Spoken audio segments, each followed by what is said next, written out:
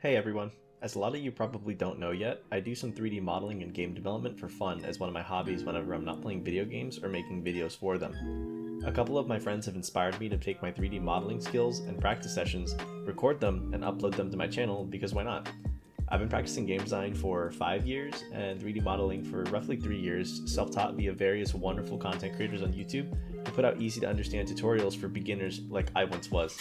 In this session, I decided to make my model Dream House, which is just my idea of an ideal home using Blender 2.9 and a phenomenal plugin called Archimesh, which allows you to create home architecture very quickly and easily. I'll probably be posting more of my modeling sessions on here since the majority of my time spent not playing video games is spent here if I'm excluding the time when I work and sleep, of course. If you guys like these type of videos or think they're cool, I'll upload a few more here soon.